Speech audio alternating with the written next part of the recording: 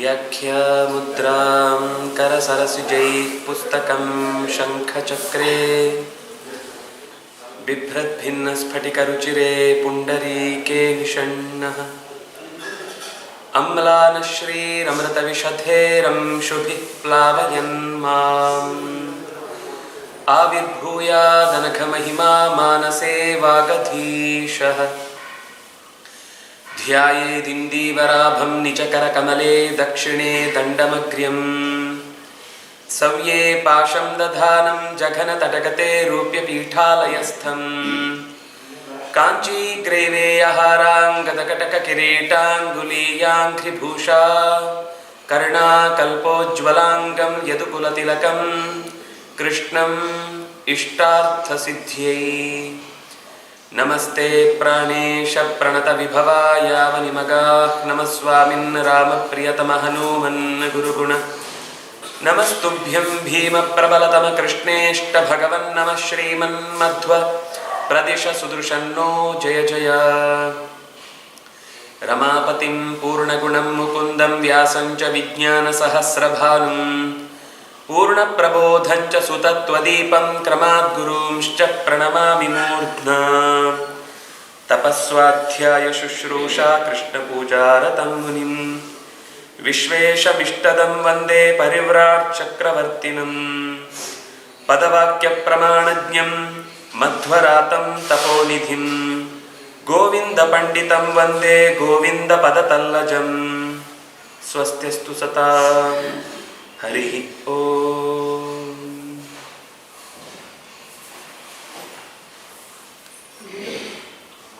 ಗರುಡಧ್ವಜನಾಗಿ ಭಗವಂತ ಎಲ್ಲೆಡೆ ಸಂಚರಿಸುವಾಗ ಸಜ್ಜನರ ಒಂದು ಸ್ವಭಾವ ಏನು ಅಂದರೆ ದೊಡ್ಡವ್ರ ಜೊತೆಗಿದ್ದಾಗ ಏನಾದರೂ ಒಳ್ಳೆಯದನ್ನು ಪ್ರಶ್ನೆ ಮಾಡ್ತಾ ಇರಬೇಕು, ಅದಕ್ಕೆ ಉತ್ತರವನ್ನು ಪಡೀತಾ ಇರಬೇಕು ಅಂತ. ಹಾಗಾಗಿ ಗರುಡನು ಕೂಡ ತನ್ನ ಹೆಗಲ ಮೇಲೆ ಭಗವಂತನನ್ನು ಹೊತ್ತೊಯ್ಯುವಾಗ ಆ ಯಾವ ಸಮಯವನ್ನು ವ್ಯರ್ಥ ಮಾಡದೆ ಜಿಜ್ಞಾಸೆಯಲ್ಲಿ ತನ್ನನ್ನು ತೊಡಗಿಸಿಕೊಳ್ಳುವಾಗ ಮೂಡಿದ ಅನೇಕ ಪ್ರಶ್ನೆಗಳಿಗೆ ಉತ್ತರ ಕೊಟ್ಟ ಭಾಗವನ್ನೇ ನಾವು ಗರುಡ ಪುರಾಣ ಅಂತ ಕರೆಯುವಂತಹದ್ದು. ಭಗವಂತ ಗರುಡಧ್ವಜನಾಗಿಯೇ ಹೊರಟು ಬರುವುದು ಅನ್ನುವ ಕಾರಣಕ್ಕಾಗಿ ಬದುಕಿನ ಪೂರ್ವದಲ್ಲಿ ಬದುಕಿನ ನಂತರದಲ್ಲಿ ಎರಡೂ ಸ್ಥಳದಲ್ಲಿ ಏನೇನು ಮನುಷ್ಯ ಮಾಡಬೇಕಿತ್ತು, ಮಾಡದೇ ಇದ್ದಾಗ ಏನಾಯಿತು, ಹಾಗೆ ಮಾಡಿದ್ರಿಂದಾಗ ಅದರ ಪರಿಣಾಮವನ್ನು ಏನು ಅನುಭವಿಸಿದ ಅನ್ನುವ ಇಷ್ಟು ಅಂದ್ರೆ ಗತಿ. ಅದು ಗರುಡ ಅಂದ್ರೆ ಚಲಿಸುವವನು, ಕೊಂಡೊಯ್ಯುವವನು, ಹೊತ್ತೊಯ್ಯುವವನು ಅಂತ ಅರ್ಥ.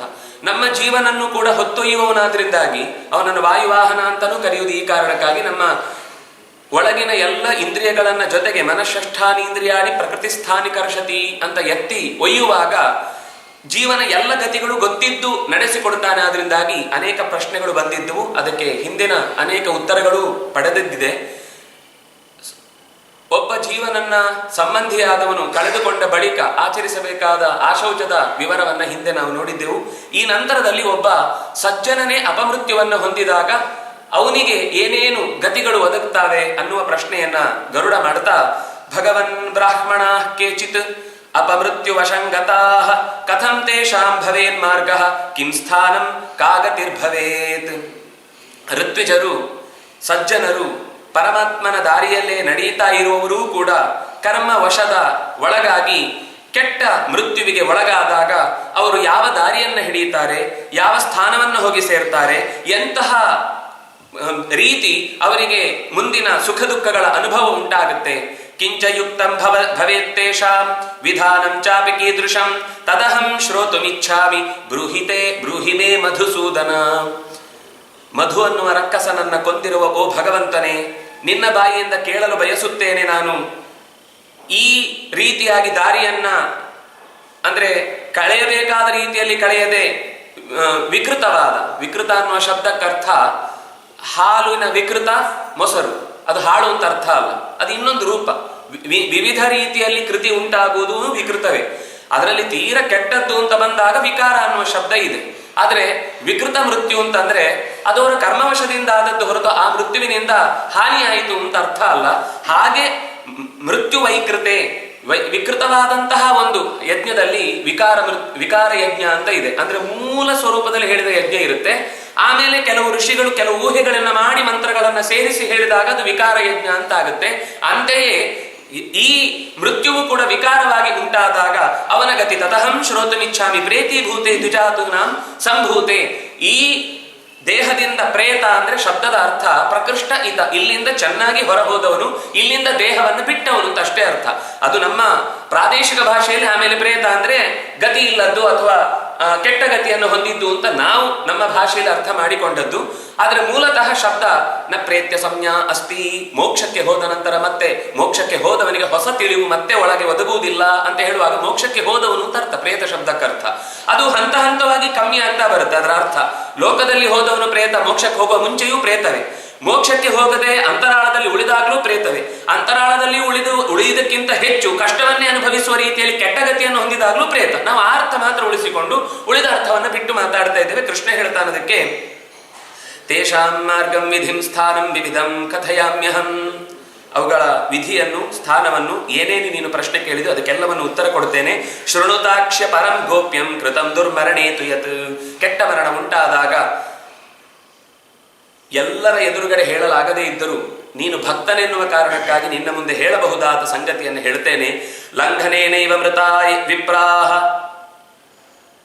ಲಂಘನೀರ್ಯೇ ಮೃತಾ ವಿಪ್ರಾಹ ದಂಷ್ಟ್ರಿಭಿಃ ಘಾತಿತಾಶ್ಚಯೇ ಕಂಠಗ್ರಾಹಿ ವಿಲಗ್ನಾಶ್ಚ ಕ್ಷೀಣಾಶ್ಚ ಗುರುಘಾತಿನಃ ವೃಕಾಗ್ನಿ ವಿಷ ವಿಪ್ರೇಭ್ಯಃ ವಿಸೂಚ್ಯ ಚಾತ್ಮಘಾತಕಾಃ ಪತನೋದ್ಬಂಧನ ಜಲೆ ಮೃತಾಶ್ಚ ಶೃಣು ಸಂಸ್ಥಿತಂ. ಮೇಲೆ ಏರುವಾಗ, ಮರವನ್ನು ಮೆಟ್ಟಿಲನ್ನು ಏರುವಾಗ ಜಾರಿ ಬಿದ್ದವನು ಮೃತಿ ಹೊಂದಿದರೆ ವಿಪ್ರಾಹ, ತಿಳಿದವನೇ, ತುಂಬ ಜ್ಞಾನಿ.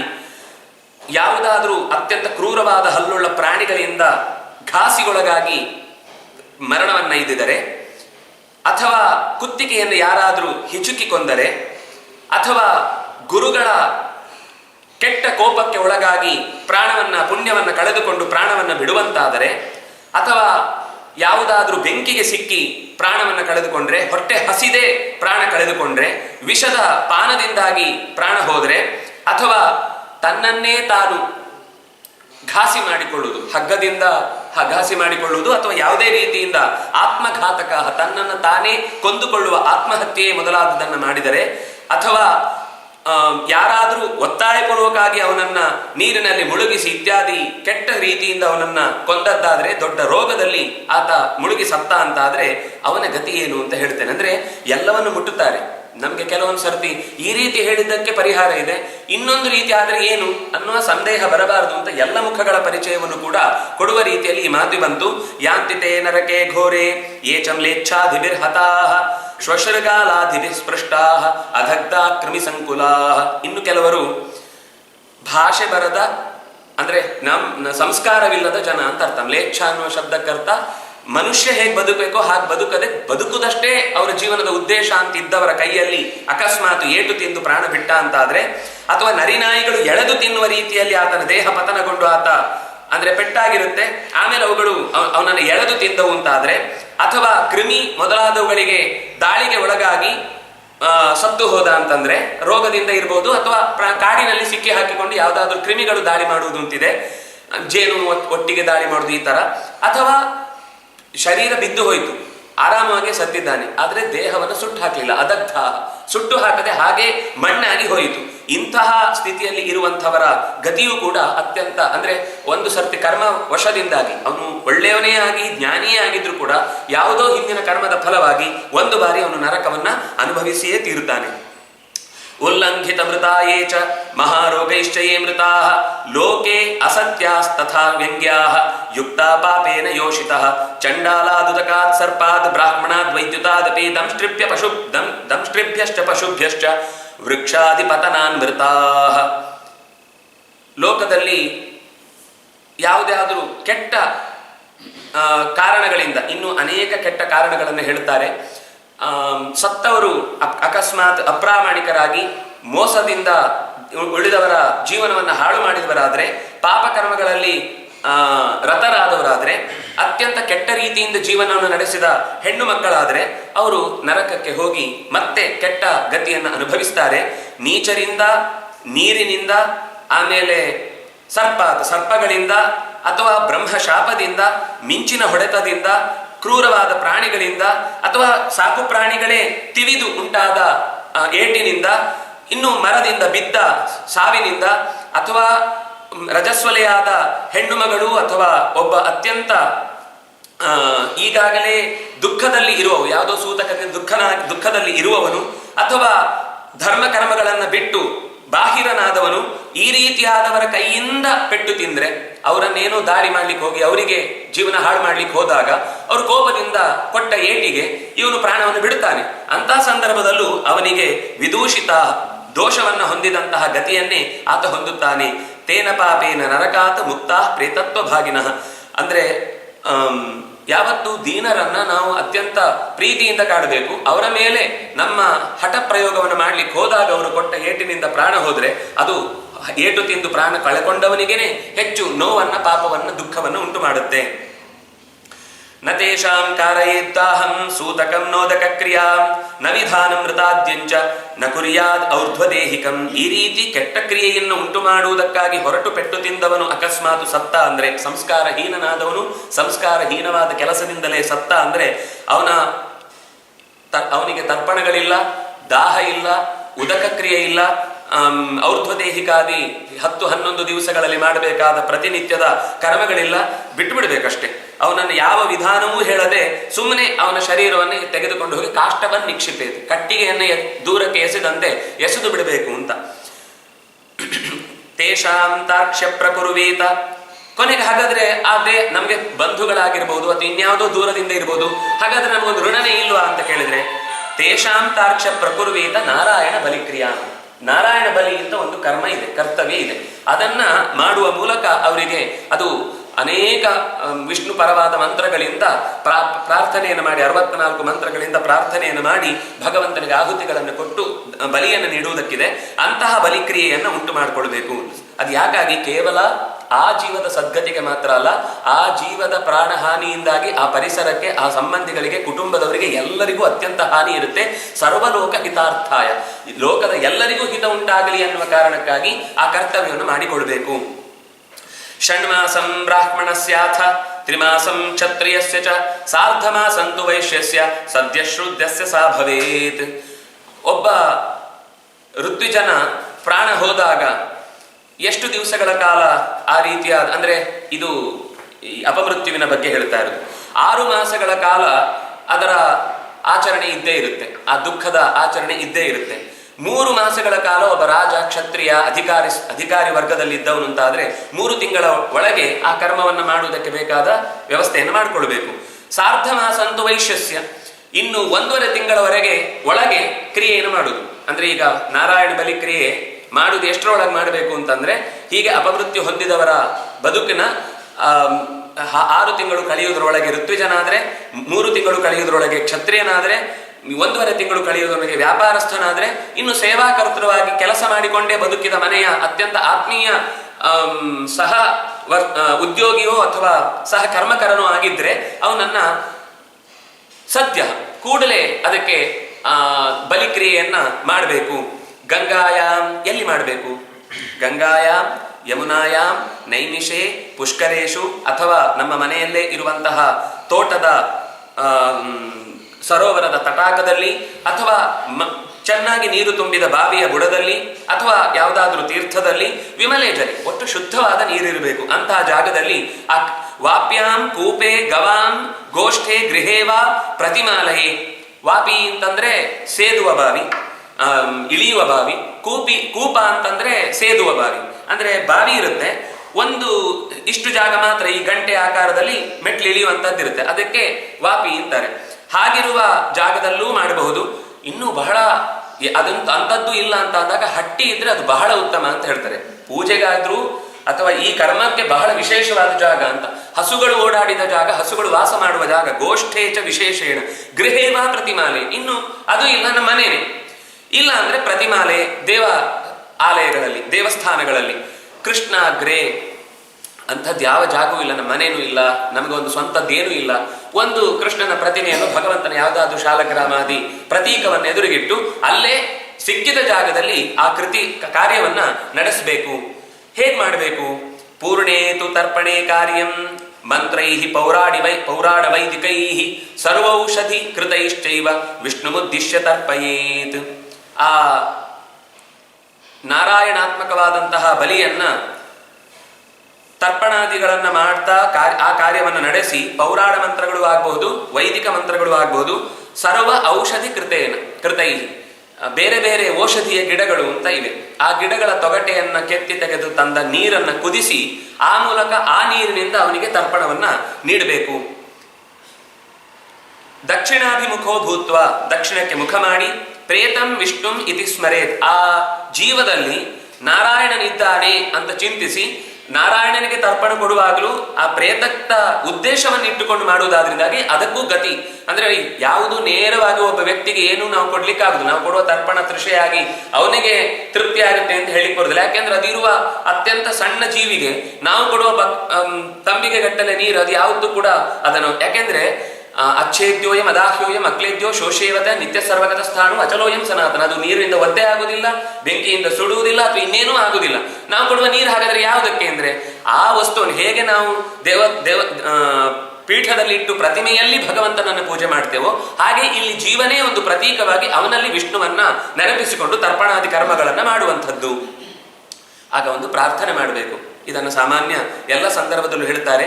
ಗತಿ ಕಾಣದ ಯಾವುದೇ ಜೀವಕ್ಕೆ ಸದ್ಗತಿ ಆಗಬೇಕು ಅಂತಂದ್ರೆ ನಮಗೆ ಬೇರೆ ಏನೂ ಕರ್ತವ್ಯ ಮಾಡ್ಲಿಕ್ಕಾಗದೇ ಇದ್ರು ಈ ಪ್ರಾರ್ಥನೆಯನ್ನು ಮಾಡಿದ್ರೆ ಆ ಜೀವಕ್ಕೆ ಸದ್ಗತಿ ಆಗುತ್ತೆ ಅಂತ ಹೇಳ್ತಾರೆ. ಬಹಳ ಪ್ರಸಿದ್ಧವಾದ ಮಾತು. ಅನಾಧಿ ನಿಧನೋ ದೇವ ಶಂಖಚಕ್ರ ಗದಾಧರ ಅವ್ಯಯ ಪುಂಡರೀಕಾಕ್ಷ ಪ್ರೇತ ಮೋಕ್ಷ ಪ್ರದೋಭವ. ನಾರಾಯಣನನ್ನ ಪ್ರಾರ್ಥನೆ ಮಾಡುವಂತಹದ್ದು.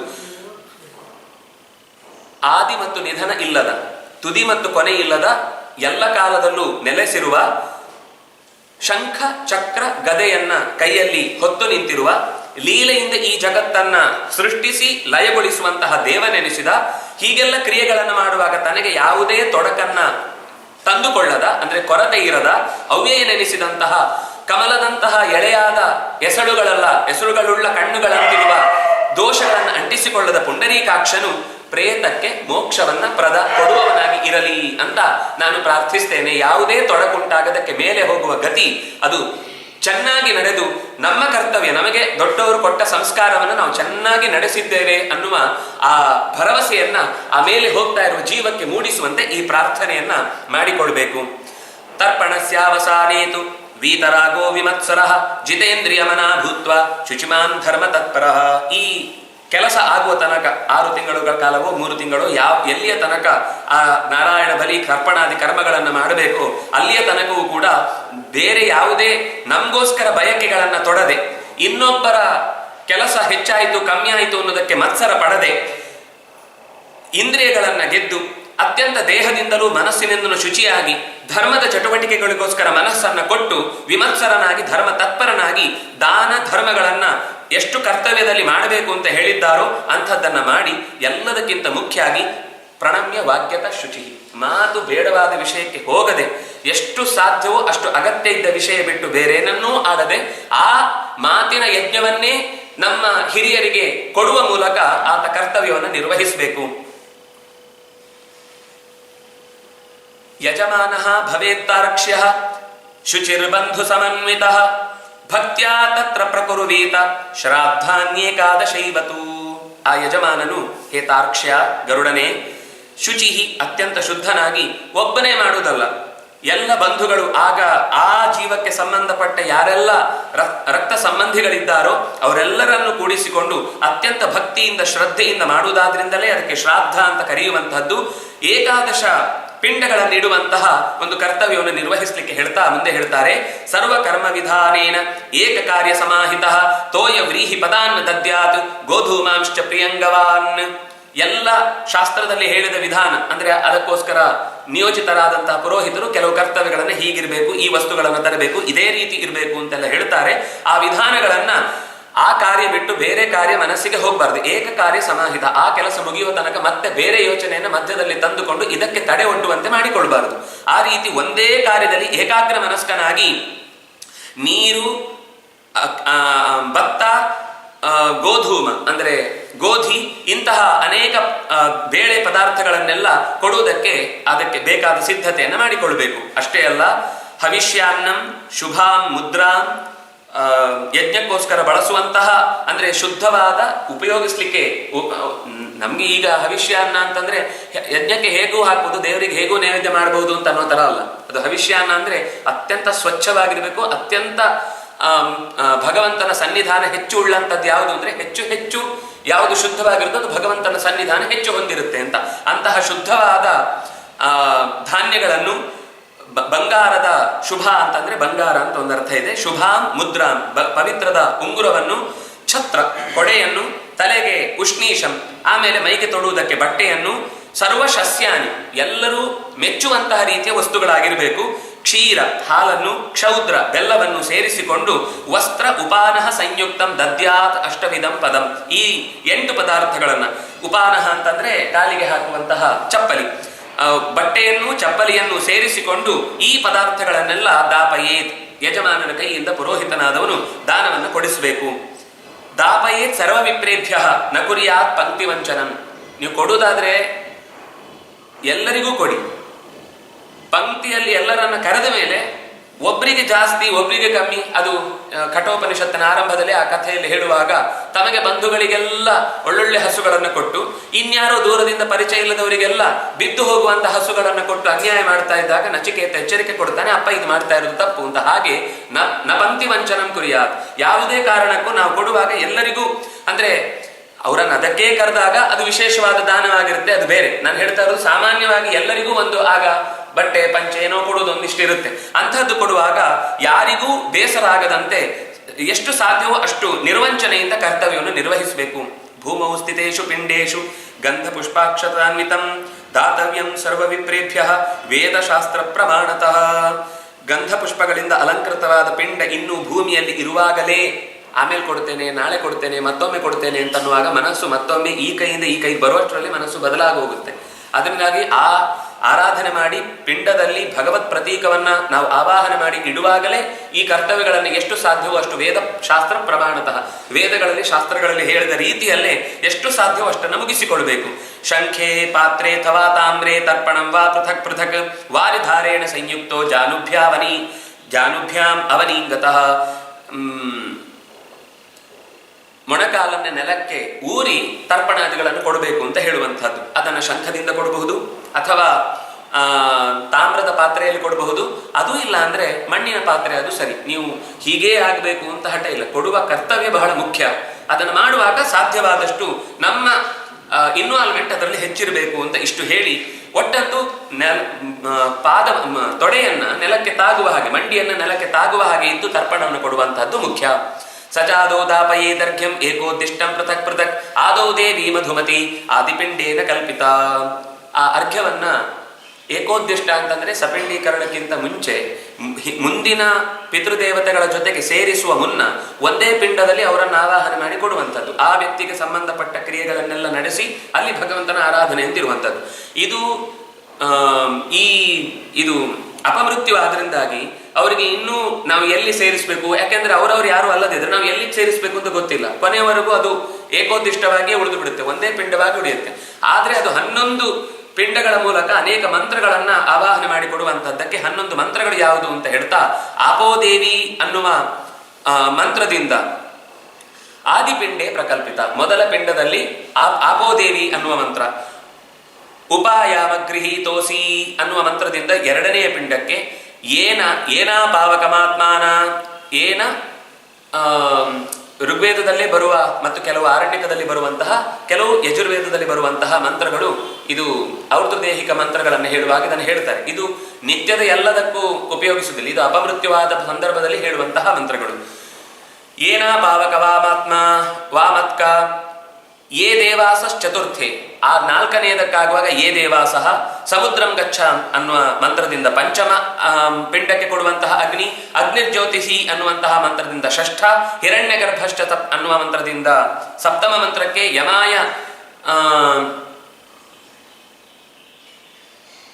ಧರ್ಮರಾಜಾಯ ಅನ್ನುವ ಮಂತ್ರ ಇದೆ, ಯಮಾಯತ್ವ ಅನ್ನುವ ಮಂತ್ರ ಇದೆ. ಈ ಮಂತ್ರದಿಂದ ಅಷ್ಟಮ ಪಿಂಡಕ್ಕೆ ಕೊಡುವಂತಹ ಮಂತ್ರ ಯಜ್ಜಾಗ್ರತ್ ಅನ್ನುವ ಮಂತ್ರದಿಂದ 9ನೆಯ ಪಿಂಡಕ್ಕೆ ಕೊಡುವಂತಹದ್ದು.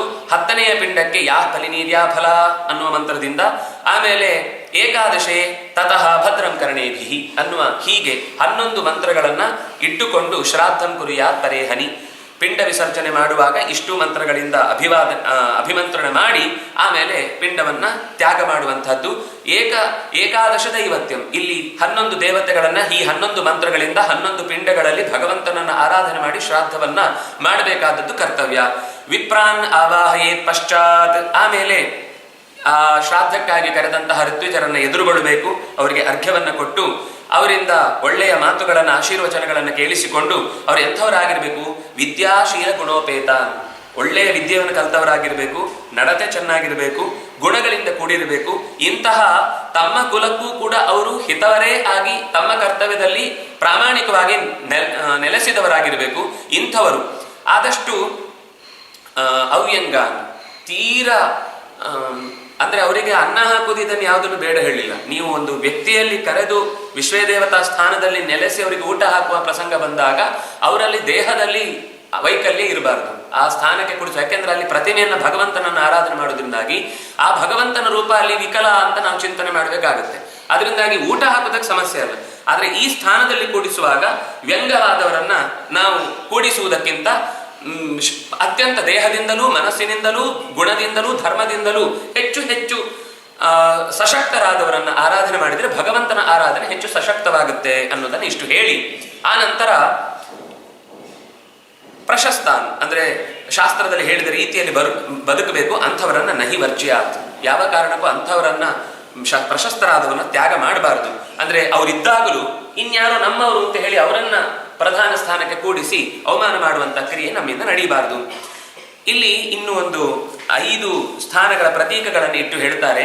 ಯಮಾಯ ಅನ್ನುವ ಮಂತ್ರದಿಂದ ರುದ್ರನನ್ನ ಪೂರ್ವದಲ್ಲಿ ಆವಾಹನೆ ಮಾಡುವಂತಹದ್ದು, ಅಗ್ನ ಆಯಾಹಿ ಅನ್ನುವ ಮಂತ್ರದಿಂದ ವಿಷ್ಣುವನ್ನು ಆವಾಹನೆ ಮಾಡುವಂಥದ್ದು, ಇಷೇತ್ವ ಅನ್ನುವ ಮಂತ್ರದಿಂದ ದಕ್ಷಿಣದಲ್ಲಿ ಯಮನನ್ನ ಆವಾಹನೆ ಮಾಡುವಂಥದ್ದು, ಅಗ್ನಿವೀಳೆ ಪುರೋಹಿತಂ ಅನ್ನುವ ಮಂತ್ರದಿಂದ ಬ್ರಹ್ಮನನ್ನ ಪಶ್ಚಿಮದಲ್ಲಿ ಆವಾಹನೆ ಮಾಡುವಂತಹದ್ದು, ಮಧ್ಯದಲ್ಲಿ ಯಾವ ಪ್ರೇತವನ್ನ ನಾವು ಈಗ ಸದ್ಗತಿಯನ್ನು ಹೊಂದಲಿ ಅಂತ ಪ್ರಾರ್ಥನೆ ಮಾಡುವುದಕ್ಕೋಸ್ಕರ ಯೋಚನೆ ಮಾಡ್ತೇವೆ ಅದನ್ನ ಮಧ್ಯದಲ್ಲಿ ಇಟ್ಟು ಪ್ರಾರ್ಥನೆ ಮಾಡುವಂತಹದ್ದು. ವಿಷ್ಣುವಿಗಾಗುವಾಗ ಬಂಗಾರದ ಪ್ರತಿಮೆ, ರುದ್ರನಿಗಾಗುವಾಗ ತಾಮ್ರದ ಪ್ರತಿಮೆ, ಚತುರ್ಮುಖನಿಗಾಗುವಾಗ ಬೆಳ್ಳಿಯ ಪ್ರತಿಮೆ, ಹಾಗೆ ಯಮನಿಗಾಗುವಾಗ ಕಬ್ಬಿಣಾದಿ ಉಳಿದ ಲೋಹಗಳ ಪ್ರತಿಮೆಯನ್ನು ಮಾಡಿಸಿ ಸೀಸಕ ಮತ್ತು ದರ್ಭೆ ಇದೆರಡು ಪ್ರೇತವಾಗಿ ಯಾವುದನ್ನ ನಾವು ಪ್ರಾರ್ಥನೆ ಮಾಡ್ತೇವೆ, ಯಾವುದನ್ನ ಸದ್ಗತಿ ಹೊಂದಬೇಕು ಅಂತ ಅಂದುಕೊಳ್ತೇವೋ ಅದರ ಪ್ರತಿಮೆಯನ್ನ ಒಂದು ಸೀಸದಲ್ಲಿ ಅಥವಾ ದರ್ಭೆಯಲ್ಲಿ ಇಟ್ಟು ಪ್ರಾರ್ಥನೆಯನ್ನು ಮಾಡಿಕೊಂಡು ಈ ಸ್ಥಾನದಿಂದ ಈ 4 ಜನ ಸುತ್ತಲಿದ್ದವರಿಂದ ಅವನಿಗೆ ಊರ್ಧ್ವಗತಿಗೆ ಬೇಕಾದಂತಹ ಶಕ್ತಿ ಸಿಗಲಿ ಅಂತ ಪ್ರಾರ್ಥಿಸಬೇಕು. ಬ್ರಹ್ಮ ವಿಷ್ಣು ಸ್ತಥಾ ರುದ್ರ ಯಮಃ ಪ್ರೇತಸ್ತು ಪಂಚಮಃ ಪೃಥಕ್ ಕುಂಭೆ ತತಸ್ಥಾಪ್ಯಂ ಪಂಚರತ್ನ ಸಮನ್ವಿತೆ. 5 ಕುಂಭಗಳಲ್ಲಿ ಬೇರೆ ಬೇರೆ ನೀರನ್ನ ತುಂಬಿಸಿಕೊಂಡು ಅದರಿಂದ ಅದಕ್ಕೆ ತರ್ಪಣಾದಿಗಳನ್ನು ಆಯಾ ಸ್ಥಾನದಲ್ಲಿ ಇಟ್ಟು ರುದ್ರನಿಗೆ, ವಿಷ್ಣುವಿಗೆ, ಯಮನಿಗೆ, ಬ್ರಹ್ಮನಿಗೆ ಮತ್ತು ಮಧ್ಯದಲ್ಲಿರುವ ಪ್ರೇತಕ್ಕೆ 5 ಕಡೆಗಳಲ್ಲೂ 5 ಕುಂಭಗಳನ್ನು ಸ್ಥಾಪಿಸಿ ಅದು ಔಷಧಿಯುಕ್ತವಾದಂತಹ ನೀರಿನಿಂದ ಆಯಾ ಮಂತ್ರಗಳನ್ನು ಹೇಳಿ ತರ್ಪಣವನ್ನು ನೀಡುವಂತಹದ್ದು. ಆ ಮಧ್ಯದಕ್ಕೆ ವಸ್ತ್ರ ಯಜ್ಞೋಪವೀತಾದಿಗಳನ್ನು ಕೊಟ್ಟು ಬಂಗಾರದ ಮುದ್ರೆಗಳನ್ನಿಟ್ಟು ಅಲ್ಲಿ ಈ ಮಂತ್ರಗಳಿಂದ ಎಷ್ಟು ಸಾಧ್ಯವಷ್ಟು ಜಪಗಳನ್ನು ಮಾಡಿ ಬ್ರಹ್ಮಾದಿ ದೇವತೆಗಳನ್ನು ಪ್ರಾರ್ಥಿಸಿ ಪಂಚಶ್ರಾದ್ದವನ್ನು ನಾನು ಮಾಡ್ತಾ ಇದ್ದೇನೆ, ಯಥಾವಿಧಿಯಾಗಿ ನನಗೆ ಗೊತ್ತಿದ್ದಷ್ಟು ಈ ಕ್ರಿಯೆಯನ್ನು ನಡೆಸಿದ್ದೇನೆ ಅಂತ ಹೇಳಿ ಪ್ರತ್ಯೇಕವಾಗಿ ಅರ್ಘ್ಯವನ್ನು ಕೊಟ್ಟು ಭಗವಂತನನ್ನು ಪ್ರಾರ್ಥಿಸಿಕೊಳ್ಬೇಕು. ಇದರ ನಂತರ ಅದು ಕೊಡಬೇಕಾದ್ರೆ ತರ್ಪಣ ಹಿಂದೆ ಹೇಳಿದ ಹಾಗೆ ಶಂಖದಿಂದ, ತಾಮ್ರದ ಪಾತ್ರೆ ಇಲ್ಲ, ಅದು ಇಲ್ಲದೆ ಇದ್ರೆ ಮಣ್ಣಿನ ಪಾತ್ರೆಯಿಂದಾದರೂ ಕೂಡ ಎಳ್ಳನ್ನ ಬೆರೆಸಿದ ಸರ್ವೌಷಧಿಯುಕ್ತವಾದಂತಹ ನೀರಿನಿಂದಲೇ ಆ ತರ್ಪಣವನ್ನು ಕೊಡುವಂತಹದ್ದು. ಆಸನವನ್ನು ಅಂದ್ರೆ ಅದು ಚಾಪೆ ಆಗಿರಬಹುದು ಅಥವಾ ಕುರ್ಚಿ ಆಗಿರಬಹುದು, ಯಾವುದು ಆಗುತ್ತೆ, ಉಪಯೋಗಿಸುವವನಿಗೆ ಎಂಥದ್ದು ಅನುಕೂಲ ಅಂಥದ್ದು ಕೊಡುವಂಥದ್ದು ಅಂತ ಲೆಕ್ಕ. ಚಪ್ಪಲಿ, ಛತ್ರ ಅಂದ್ರೆ ಕೊಡೆ, ಮುದ್ರಿಕಾ ಅಂತಂದ್ರೆ ಉಂಗುರ, ಕಮಂಡಲು ಅಂದ್ರೆ ಅವರ ನಿತ್ಯದ ಜಪಕ್ಕೆ ಅಥವಾ ಪೂಜೆಗೆ ಅನುಕೂಲವಾಗುವಂತಹ ನೀರನ್ನು ಹೊರುವಂತಹ ಒಂದು ಪಾತ್ರೆ. ಆಮೇಲೆ ಉಳಿದಂತೆ ಭಾಜನಂ, ಉಳಿದ ಏನೇನು ಪಾತ್ರೆಗಳನ್ನು ಕೊಡಬಹುದು. ಉಪಯೋಗಕ್ಕೆ ಬರಬಹುದಾದ ಅಂದ್ರೆ ಆಹಾರಕ್ಕಾಗಿ ಉಪಯೋಗಿಸಬಹುದಾದ ಧಾನ್ಯಗಳು, ವಸ್ತ್ರಾಣಿ ಮತ್ತು ಬಟ್ಟೆ, ಇಷ್ಟನ್ನ ಅಷ್ಟವಿಧಂ ಪದಂ, ಈ 8 ಆ ಋತ್ವಿಜರಿಗೆ ಅಲ್ಲಿ ಕರೆದು ಕೊಡಬೇಕಾದದ್ದು. ತಾಮ್ರ ಪಾತ್ರಂ ತಿಲೈಃ ಪೂರ್ಣಂ ಸಹಿರಣ್ಯಂ ಸದಕ್ಷಿಣಂ ದದ್ಯಾತ್ ಬ್ರಾಹ್ಮಣ ಮುಖ್ಯಾಯ ವಿಧಿಯುಕ್ತಂ ಖಗೇಶ್ವರ. ತಾಮ್ರದ ಪಾತ್ರೆಯಲ್ಲಿ ತುಂಬ ಎಳ್ಳನ್ನ ತುಂಬಿ ಅದರಲ್ಲಿ ಬಂಗಾರದ ಒಂದು ಮಿಸುರಿಯನ್ನ ಹಾಕಿ ದಕ್ಷಿಣಾಪೂರ್ವಕವಾಗಿ ಒಬ್ಬ ವಿಶೇಷ ಜಪ ಮಾಡಿದಂತಹ ಋತ್ವಿಜನಿಗೆ ವಿಧಿಯುಕ್ತವಾಗಿ ಕೊಡುವಂತಹದ್ದು ವಿಶೇಷ. ಇನ್ನು ಋಗ್ವೇದ ಪಾಠಕ ಒಬ್ಬ ಬಂದಿರ್ತಾನೆ ಅಂತ ಇಟ್ಟುಕೊಂಡ್ರೆ ಆಗ ಅವನಿಗೆ ನಾವು ಬಂಗಾರದ ಜಾತ ಸಸ್ಯಾಂ ವಸುಂಧರಾಂ, ಚೆನ್ನಾಗಿ ಗಿಡ ಗಂಟೆಗಳು ಬೆಳೆದ ಒಳ್ಳೆಯ ಫಲವತ್ತಾದ ಭೂಮಿಯನ್ನು ಅವನಿಗೆ ದಾನ ಮಾಡಬೇಕು ಋಗ್ವೇದ ಪಾಠಿಯಾದ್ರೆ. ಯಜುರ್ವೇದ ಪಾಠಿ ಆದರೆ ಅವನಿಗೆ ಕರುವಿನಿಂದ ಕೂಡಿದಂತಹ ಒಳ್ಳೆಯ ಹಾಲು ಕೊಡುವಂತಹ ಹಸುವನ್ನು ನೀಡಬೇಕು. ಪಯಸ್ವಿನೀಂ ಸಾಮಗಾಯ, ಒಬ್ಬ ಸಾಮವೇದ ಪ್ರಿಯನಾಗಿದ್ದರೆ, ಸಾಮವೇದ ಅಧ್ಯಯನ ಮಾಡ್ತಾ ಇದ್ದಾನೆ ಅಂತಾದಾಗ ಅವನಿಗೆ ವಸ್ತ್ರ ಧೌತಕಂ, ಅತ್ಯಂತ ಪರಿಶುದ್ಧವಾದ ಬಟ್ಟೆಗಳನ್ನು ಅವನಿಗೆ ಕೊಡಬೇಕಾದದ್ದು. ಇನ್ನು ಪಶ್ಚಾತ್ ಪುತ್ತಲಕಃ ಕಾರ್ಯ ಸರ್ವೌಷಧಿ ಸಮನ್ವಿತ, ಇಷ್ಟೆಲ್ಲ ಆದಮೇಲೆ ಇದರ ನಂತರ ಆಗ ದಾಹ ಮಾಡಿರಲಿಲ್ಲ, ಈಗ ಅದರ ದಾಹದ ಪಲಾಶ ವಿಧಿ ಅಂತ ಈಗಲೂ ಹೇಳುತ್ತಾರೆ. ಬಹುಶಃ ಈ ರೋಗದ ಸಂದರ್ಭದಲ್ಲಿ ಎಷ್ಟೋ ಜನರ ಶರೀರ ಸಿಗದೆ ಈ ಪಲಾಶ ವಿಧಿಯಿಂದಲೇ ಅನೇಕ ಜನರ ದಾಹವನ್ನು ಮಾಡಿದ್ದನ್ನು ನಾವು ನೋಡ್ತೇವೆ. ಅದರ ಕ್ರಮವನ್ನ ಇಲ್ಲಿ ಹೇಳ್ತಾ ಹೋಗ್ತಾರೆ. ಅನೇಕ ಔಷಧಿ ಗಿಡಗಳ ಎಲೆಗಳನ್ನ ಒಟ್ಟಿಗೆ ಸೇರಿಸಿ ಪಲಾಶಶ್ಚ ವೃಂತಾನ ಭಾಗಂ ಕೃತ್ವಾತ ಕಾಶ್ಯಪ ಕೃಷ್ಣಾಜಿನಂ ಸಮಾಸ್ತೀರ್ಯ ಕುಶೈಶ್ಚ ಪುರುಷಾಕೃತಿಂ, ಒಂದು ದರ್ಭೆಯ ಹಾಸನ್ನ ಎದುರುಗಡೆ ಇಟ್ಟು ಅದು ಕೃಷ್ಣಾಜಿನವನ್ನ ಅದರ ಅಡಿಯಲ್ಲಿ ಜೊತೆಗೆ ಜೋಡಿಸಿ ಪಲಾಶದ ಎಲೆಗಳನ್ನ ಪುರುಷಾಕೃತಿಯಲ್ಲಿ ಸೇರಿಸಬೇಕು. ಶತತ್ರಯ ಷಷ್ಟಿ ಯುತೈ ವೃತೈ ಪ್ರೋಕ್ತ ಅಸ್ಥಿ ಸಂಚಯ, ದರ್ಭೆಯನ್ನ ಅಥವಾ ಎಲೆಯನ್ನ ಕಟ್ಟುವಾಗ 360 ದರ್ಭೆಯ ಕಟ್ಟನ್ನ 360 ಮಾಂಸದ ಮೂಳೆಯ ಭಾಗ ಅಂತ ಯೋಚಿಸಿ ಅದನ್ನು ಇಡೀ ಶರೀರವಾಗಿ ಕಲ್ಪನೆ ಮಾಡಿಕೊಂಡು ದರ್ಭೆಯನ್ನು ಇಟ್ಕೊಳ್ಬೇಕು. ಶರೀರವೇ ಸಿಗಲಿಲ್ಲ, ಎಲ್ಲೋ ಸಮುದ್ರದಲ್ಲಿ ಮುಳುಗಿ ಹೋಯಿತು ಅಥವಾ ಆ ವಿಮಾನದಲ್ಲಿ ಸುಟ್ಟು ಹೋಗುವಾಗ ಅದು ಶರೀರವು ಎಲ್ಲಿ ಹೋಯಿತು ಅಂತ ಗೊತ್ತಿಲ್ಲ, ಅಥವಾ ಏನೋ ಒಂದು ಕಾರಣದಿಂದ ಶರೀರ ಸಿಗದೇ ಹೋದಾಗ ಆಗ ಈ ವಿಧಿಯನ್ನ ಮಾಡಿಕೊಂಡು ಹೇಳುವಂಥದ್ದು. 360 ದರ್ಭೆಗಳನ್ನ ಕಟ್ಟಿ ಅದನ್ನೇ ಎಲುಬುಗಳಂತ ತಿಳಿಬೇಕು. 40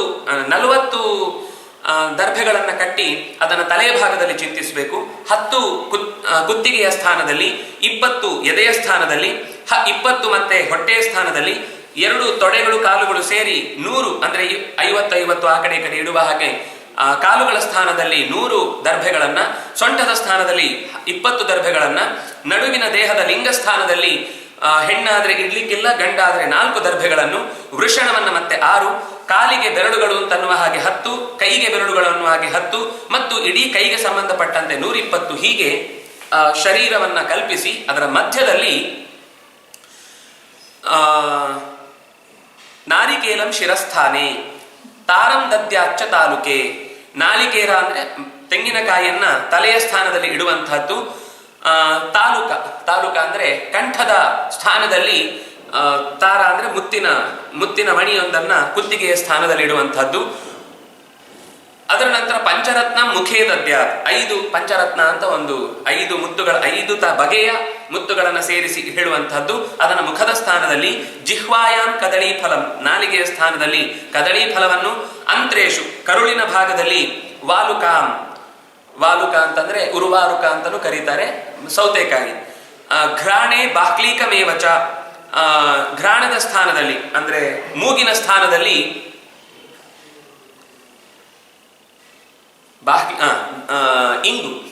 ಇಂಗನ್ನ ಮೂಗಿನ ಸ್ಥಾನದಲ್ಲಿ ಇಡುವಂತಹದ್ದು, ಅಂದ್ರೆ ಅದು ಮೂಗಿಗೆ ಬಡಿಯುವಂತಹದ್ದು ಹೆಚ್ಚು ಪರಿಮಳ ಅಂತ. ವಸಾಯ ಮೃತ್ತಿಕ, ವಸ ಅಂದ್ರೆ ಮಾಂಸ ಮೆತ್ತನೆ ಈ ದೇಹ ಇರುವುದಕ್ಕೆ ಕಾರಣವಾದದ್ದು, ಅಲ್ಲಿ ಅದಕ್ಕೆ ಮಣ್ಣನ್ನ ಇಡುವಂತಹದ್ದು, ಅಂದ್ರೆ ಒಳ್ಳೆಯ ಮಣ್ಣನ್ನ ಸಾರಿಸಿ ತಂದು, ಅಂದ್ರೆ ಈ ಹೊಯ್ಗೆ ಅಥವಾ ಕಲ್ಲು ಇತ್ಯಾದಿಗಳಿಲ್ಲದ ಅತ್ಯಂತ ಮೃತ್ತಿಕ ಅಂತಂದ್ರೆ ಅದು ನಸೆ ನಸೆಯಾಗಿರ್ಬೇಕು ಅಂತಹ ಮಣ್ಣನ್ನು. ಗೋಮೂತ್ರವನ್ನು ಮೂತ್ರ ಬೀಳುವ ಸ್ಥಾನದಲ್ಲಿ, ಗಂಧಕವನ್ನು ದಾತವೇದೇಯಂ ಹರಿತಾಲಂ ಮನಶಿಲಾನ್, ಗೈರಿಕ ಅಂದ್ರೆ ಪರ್ವತದಿಂದ ಹಿಡಿದು ತಂದಂತಹ ಮಣ್ಣನ್ನ ಅದನ್ನ ಇಡೀ ದೇಹದ ಉಳಿದ ಭಾಗಗಳಿಗೆ ಹಚ್ಚುವಂತೆ ಇಡು ಚರ್ಮದ ಸ್ಥಾನದಲ್ಲಿ. ಯವಪಿಷ್ಟಂ ಮಾಂಸೆ, ಇನ್ನೂ ಗಟ್ಟಿಯಾದ ಮಾಂಸವನ್ನ ತುಂಬುವುದಕ್ಕಾಗಿ ಯವಪಿಷ್ಟ ಅಂದ್ರೆ ಜವೆಗೋದಿಯ ಹಿಟ್ಟನ್ನ ಸೇರಿಸುವಂತಹದ್ದು. ಶೋಣಿತೆ ಮಧು, ಜೇನನ್ನ ರಕ್ತದ ಸ್ಥಾನದಲ್ಲಿ. ಹೀಗೆ ಒಂದೊಂದು ಸ್ಥಾನದಲ್ಲಿ ಒಂದೊಂದನ್ನು ಹೇಳಿ. ಕೇಶೇಶು ಜಟಾಜೂಟಂ, ಜಟಾಮಾಂಸಿ ಅಂತ ಒಂದು ಬೇರುಗಳು ಬರ್ತವೆ, ಅದನ್ನ ತಲೆ ಕೇಶದ ಸ್ಥಾನದಲ್ಲಿ, ಕೂದಲಿನ ಸ್ಥಾನದಲ್ಲಿ. ಕೃಷ್ಣಾಜಿನವನ್ನ ಒಳಗಿನ ಚರ್ಮದ ಸ್ಥಾನದಲ್ಲಿ, ಆಗ ಹಿಂದೆ ಹೇಳಿದ್ದು ಚರ್ಮ, ಈಗ ಹೇಳಿದ್ದು ತ್ವಕ್, ಅದರ ಮೇಲಿನ ಭಾಗಕ್ಕೆ ಚರ್ಮ ಅಂತಾರೆ, ಅದು ಎಳೆದು ಹೋದ್ರೆ ಅದರ ಒಳಗಿನ ಭಾಗಕ್ಕೆ ತ್ವಕ್ ಅಂತಾರೆ, ಅದು ಒಳಗಿನ ಸ್ಥಾನಕ್ಕೆ ಸೇರಿಸಿದಂತೆ. ಪಾರದಂ, ಪಾದರಸ, ಅದು ರೇತಸ್ಸಿನ ಸ್ಥಾನದಲ್ಲಿ ಅಂದ್ರೆ ಜನನಾಂಗದ ಸ್ಥಾನದಲ್ಲಿ. ಪುರೀಶೇ ಪಿತ್ತಲಂ, ಪುರೀಶದ ಮಲ ಹೋಗುವ ಜಾಗದಲ್ಲಿ ಹಿತ್ತಾಳೆ ಅಂತ ಅನ್ನೋದನ್ನ.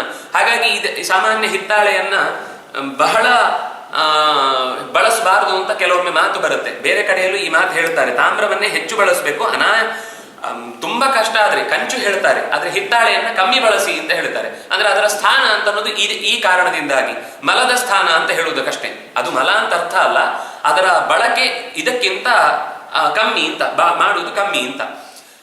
ಆಮೇಲೆ ತಿಲಕದ ಸ್ಥಾನದಲ್ಲಿ ಮತ್ತು ಸಂಧಿಯ ಸ್ಥಾನದಲ್ಲಿ ಮತ್ತೆ ಗೈರಿಕ ಧಾತುಗಳನ್ನು ಹಾಕುವಂತಹದ್ದು. ಕಿವಿಗಳಿಗೆ ತಾಳಪತ್ರಗಳನ್ನ ಜೋಡಿಸುವಂತ ಕರ್ಣಯೋ ತಾಳಪತ್ರಂಚ ಸ್ತನಯೋಶ್ಚೈವ ಗುಂಜಕವು. ಎದೆಯ ಸ್ಥಾನದಲ್ಲಿ ಅಂದ್ರೆ ಹಾಲು ಊಡುವ ಸ್ಥಾನದಲ್ಲಿ ಹೆಣ್ಣು ಮಕ್ಕಳಿಗೆ ಅಥವಾ ಗಂಡು ಮಕ್ಕಳಿಗೆ ಎದೆಯ ಸ್ಥಾನದಲ್ಲಿ ಗುಂಜಕ ಅಂತಂದ್ರೆ ಗುಲುಗುಂಜಿಯನ್ನ ಇಡುವಂತಹದ್ದು. ನಾಸಾಯಾಂ ಶತಪತ್ರ ಅಂತ ಒಂದು ಎಲೆ, ಅದನ್ನ ಮೂಗಿನ ಸ್ಥಾನದಲ್ಲಿ. ಕಮಲಂ ನಾಭಿಮಂಡಲೆ, ಹೊಕ್ಕಳಿಗೆ ಮಂಡಲ, ಅದು ಮಂಡಲ ಅಂದ್ರೆ ಇಡೀ ಭಾಗ ಅಂತ ಸೇರಿ ಅರ್ಥ, ಮತ್ತೆ ನಾಭಿಗೆ ಬೇರೆ ಹೇಳ್ತಾರೆ. ನಾಭಿಮಂಡಲದಲ್ಲಿ ಕಮಲದ ಪುಷ್ಪವನ್ನು. ವೃಂತಾಕ ಅಂದ್ರೆ ಬದನೆ, ಅದನ್ನ ವೃಷಣದ ಸ್ಥಾನದಲ್ಲಿ. ಲಿಂಗೆ ಗುಂಜನಂ, ಬೆಳ್ಳುಳ್ಳಿಯನ್ನು. ಘೃತಂ ನಾಭ್ಯಾಂ, ನಾಭಿಗೆ ತುಪ್ಪವನ್ನು, ಮಧ್ಯದಲ್ಲಿ ತುಪ್ಪದ ಧಾರೆಯನ್ನು ಹಾಕುವಂತಹದ್ದು. ಕೌಪೀನೇ ತ್ರಪು, ಕೌಪೀನದ ಜಾಗದಲ್ಲಿ ಸೀಸವನ್ನು. ಮೌಕ್ತಿಕಂ ಸ್ತನಯೋ, ಅದರ ಮೇಲ್ಭಾಗದ ಎದೆಯ ಮೇಲ್ಭಾಗದಲ್ಲಿ ಮುಕ್ತ ಅಂದ್ರೆ ಮುತ್ತಿನ ತುಂಡನ್ನು. ಮೂರ್ಧ್ನಿ ಕುಂಕುಮೇನ ವಿಲೇಪನಂ, ನೆತ್ತಿಗೆ ಆ ತೆಂಗಿನಕಾಯಿ ಇಟ್ಟ ಜಾಗದಲ್ಲಿ ಕುಂಕುಮದ ಲೇಪನವನ್ನ ಹಾಕಿ. ಕರ್ಪೂರ ಅಗರು ಗಂಧ ಧೂಪೈಶ್ಚ ಶುಭೈಹಿ ಮಾಲ್ಯೈಹಿ ಸುಗಂಧಿಭಿ. ಇನ್ನು ನಿಮಗೆ ಆ ವ್ಯಕ್ತಿಗೆ ಏನೇನು ಅಲಂಕಾರ ಮಾಡಬೇಕು ಅಂತ ಅನ್ಸುತ್ತೋ, ಕರ್ಪೂರ, ಅಗರು ಅಂತಂದ್ರೆ ಬೆಂಕಿ ಕೊಡ್ಲಿಕ್ಕೆ ತುಂಬಾ ಸಹಾಯವಾಗುವಂತಹ ಪದಾರ್ಥ. ಧೂಪ ಅಂತಂದ್ರೆ ಹೊಗೆ, ಪರಿಮಳ ಬೀರಿಸುವಂತಹ ಗುಗ್ಗುಲ ಇತ್ಯಾದಿಗಳು. ಆಮೇಲೆ ಒಳ್ಳೆಯ ಹೂವಿನ ಮಾಲೆಗಳು. ಪರಿಧಾನ, ಒಳ್ಳೆಯ ಬಟ್ಟೆ. ಪಟ್ಟಸೂತ್ರ, ಸೊಂಟಕ್ಕೆ ಸುತ್ತಲಿಕ್ಕೆ ಒಂದು ಸುಂದರವಾದಂತಹ ಪಟ್ಟೆ ನೂಲು. ಹೃದಯ ರುಗ್ಮಕಂ, ಇನ್ನು ಎದೆಗೆ ಒಂದು ಚಿನ್ನದ ಮಿಸುರಿಯನ್ನ ನೆಸೆದ್ ಜೋಡಿಸಿ. ವೃದ್ಧಿ ಭುಜವು ದ್ವೌತು ನೇತ್ರಯೋಹೋ ಕಪರ್ದಿಕಾಂ, ಇದು ಎರಡು ಗೆಡ್ಡೆಗಳು ಹೇಳ್ತಾರೆ. ಅದರ ಉಪಯೋಗ ಇವತ್ತಿಲ್ಲ ಆದ್ರೆ ಅದರ ಶಬ್ದ ಏನು ಅಂತ ಗೊತ್ತಾಗ್ತದೆ. ಅದು ಎರಡು ಗೆಡ್ಡೆಗಳನ್ನು ಹೇಳ್ತಾರೆ. ಈ ಎರಡು ಗೆಡ್ಡೆಗಳನ್ನು ಕಣ್ಣಿನ ಸ್ಥಾನದಲ್ಲಿ ಇರಿಸಿ ಸಿಂಧೂರವನ್ನು ನೇತ್ರದ ಹುಬ್ಬಿನ ಮಧ್ಯದ ಭಾಗಕ್ಕೆ ಜೋಡಿಸಿ.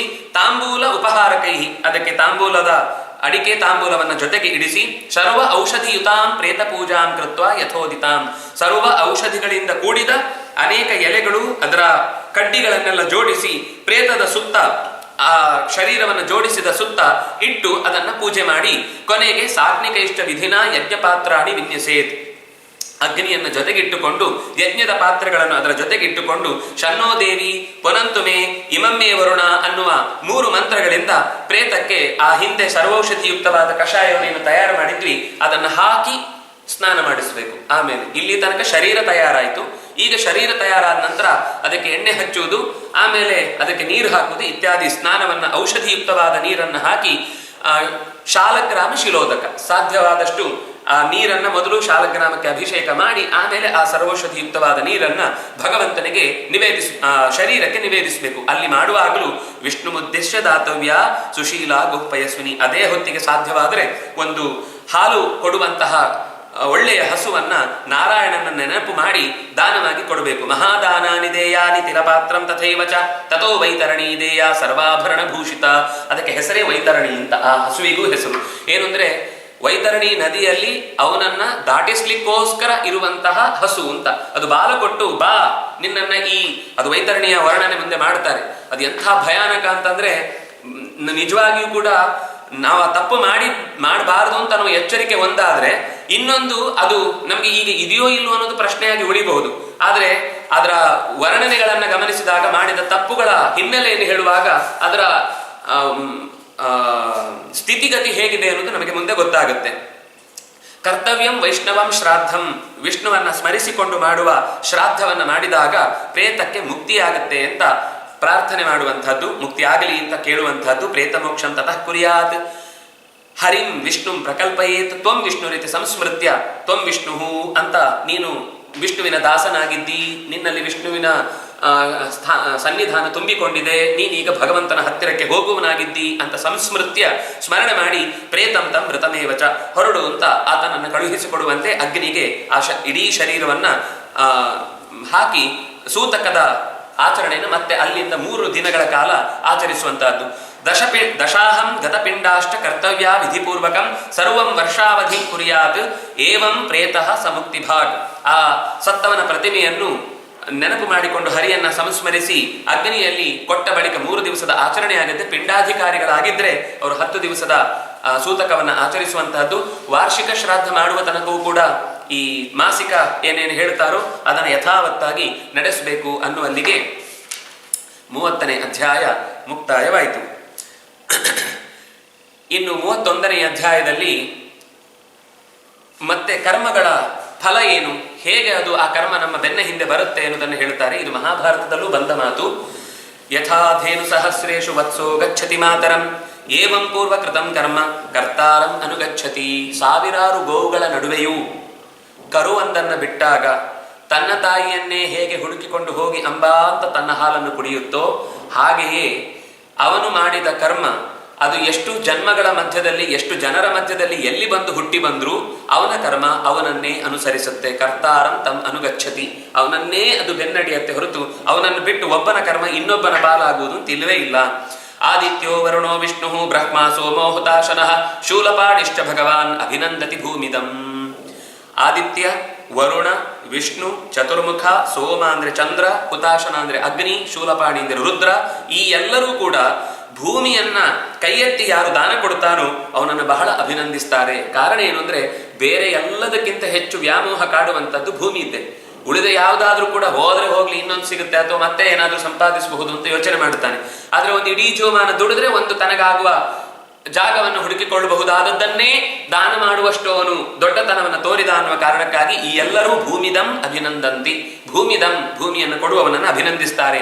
ಯಾಕೆಂದ್ರೆ ನಾಸ್ತಿ ಭೂಮಿ ಸಮಂ ದಾನಂ ನಾಸ್ತಿ ಭೂಮಿ ಸಮೋ ನಿಧಿ ನಾಸ್ತಿ ಸತ್ಯ ಸಮೋ ಧರ್ಮೋ ನಾನೃತಾತ್ ಪಾತಕಂ ಪರಂ.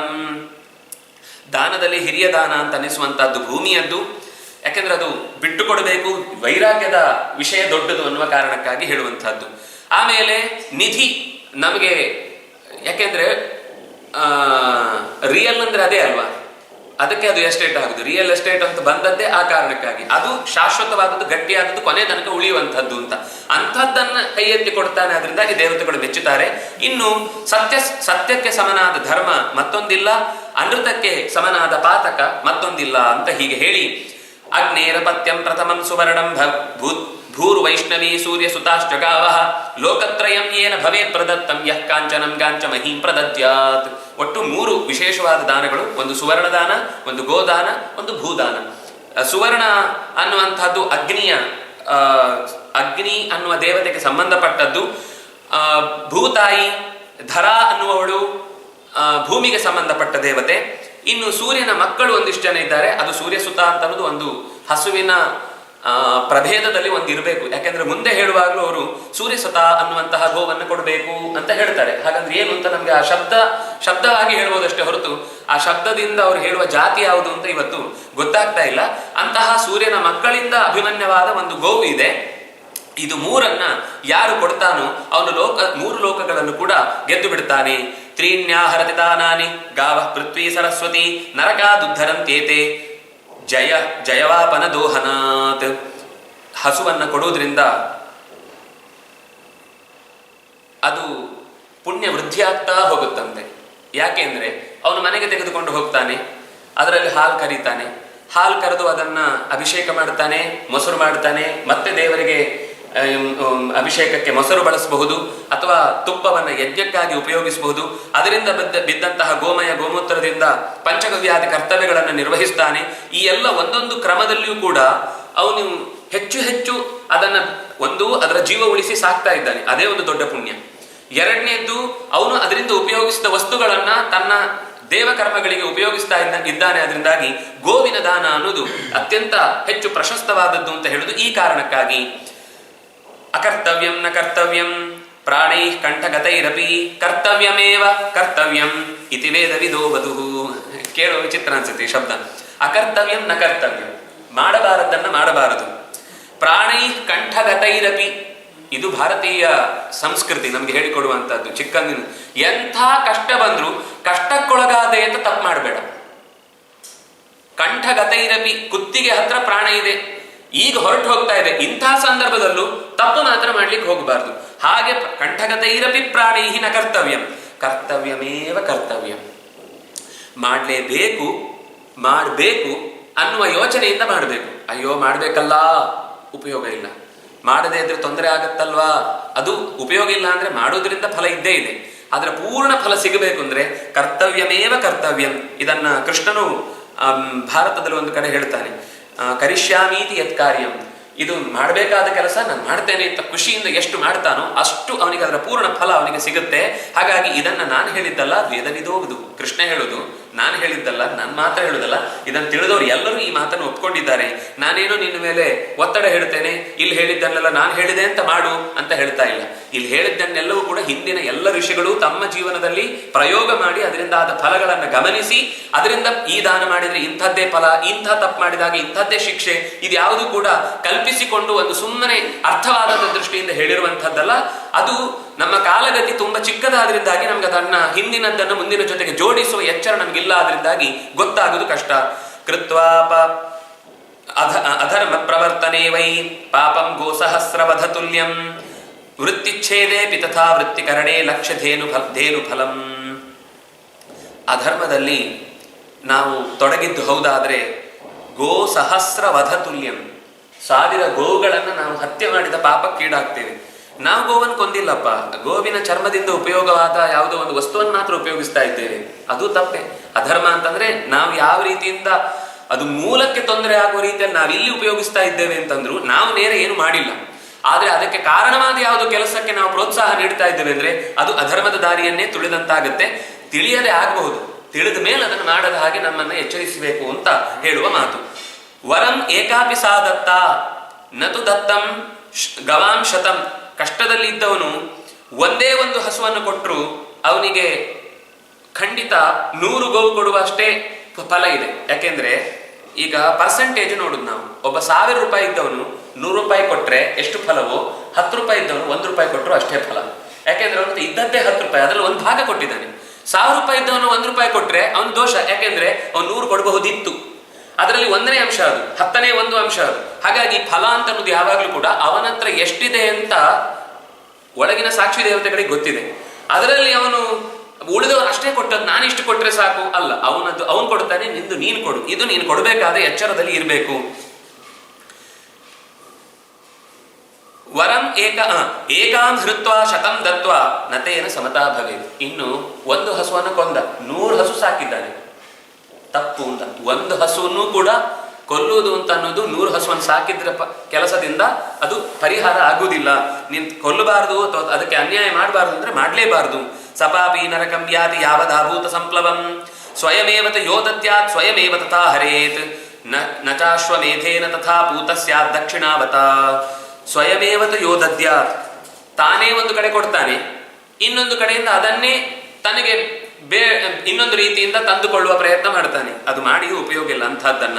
ಸಪಾಪಿ, ಕೊಟ್ಟದ್ದನ್ನ ಮರಳಿ ಪಡೆಯುವುದು ಅಂತ, ಗೋವು ಅಂತ ಮಾತ್ರ ಅಲ್ಲ, ಯಾವುದೇ ವಸ್ತುವನ್ನ ಅವನಿಗೆ ಕೊಟ್ಟ ಹಾಗೆ ಮಾಡುದು, ಇನ್ನೊಂದು ಕೈಯಿಂದ ಇಸ್ಕೊಂಡು ಬಿಡುದು ಅನ್ನುವ ರೀತಿ ಆಯ್ತು ಅಂತಂದ್ರೆ ಅದು ದೋಷಕ್ಕೆ ಕಾರಣವಾಗುತ್ತೆ. ಅವನು ಅಶ್ವಮೇಧ ಯಾಗವನ್ನ ಮಾಡಿದ್ರೂ, 1000 ಲಕ್ಷಗಟ್ಟಲೆ ದುಡ್ಡನ್ನ ಖರ್ಚು ಮಾಡಿ ದಕ್ಷಿಣೆಯ ಮೂಲಕವಾಗಿ ಆ ಕರ್ತವ್ಯವನ್ನು ನಿರ್ವಹಿಸಿದ್ರು, ಯಾವಾಗ ಅವನಿಗೆ ತನ್ನ ವೃತ್ತಿಯಲ್ಲಿ ಪ್ರಾಮಾಣಿಕತೆ ಇಲ್ಲದೆ ಅತ್ಯಂತ ದೀನನಾದವನಿಗೆ, ಅತ್ಯಂತ ಕಷ್ಟದಲ್ಲಿರುವವನಿಗೆ ಸಹಾಯ ಮಾಡದೆ ಅದನ್ನು ತನ್ನೊಳಗೆ ಇಟ್ಟುಕೊಳ್ತಾನೆ, ಅದು ಫಲಿಸುವುದಿಲ್ಲ. ಅಕಸ್ಮಾತ್ ಅವನು ವೃತ್ತಿ ಇಲ್ಲದ ಕಷ್ಟದಲ್ಲಿರುವ ಸಜ್ಜನನಾದ ಒಬ್ಬ ಭಗವಂತನನ್ನು ಚೆನ್ನಾಗಿ ನಂಬಿದವನನ್ನ ರಕ್ಷಣೆ ಮಾಡಿದ ಅಂತಂದ್ರೆ ಅವನು ಕೋಟಿ ಇರುವವನು ಏನು ಮಾಡ್ತಾನೋ ಅಂದ್ರೆ ಒಳ್ಳೆ ಕೆಲಸ ಮಾಡ್ತಾನೋ ಅದಕ್ಕಿಂತ ಸಾಮಾನ್ಯ ಕೆಲಸ ಮಾಡಿದವನೇ ಹೆಚ್ಚು ಪುಣ್ಯವನ್ನ ಸಂಪಾದಿಸ್ತಾನೆ ಅನ್ನುವಲ್ಲಿಗೆ ಇನ್ನೊಂದು ಪೇಜಿದೆ. ನ ತದ್ಭವತಿ ವೇದೇಶು ಯಜ್ಞೇ ಚ ಬಹುದಕ್ಷಿಣೆ ಯತ್ ಪುಣ್ಯಂ ತದ್ ದುರ್ಬಲೇ ವಿಪ್ರೇ ಬ್ರಾಹ್ಮಣೇ ಪರಿರಕ್ಷಿತೆ. ಒಬ್ಬನಿಗೆ ಜೀವನಕ್ಕಾಗತ್ತೆ ನಾವು ಕೊಡುವಂತಹ ಒಂದು ವಸ್ತುವಿನಿಂದ, ದುರ್ಬಲನಿದ್ದಾನೆ, ಅಂತಹ ಪುಣ್ಯ ಅನ್ನೋದು ಇದ್ದವನಿಗೆ ಮತ್ತೆ ಮತ್ತೆ ಕೊಡುವುದರಿಂದ ಬರುವುದಿಲ್ಲ.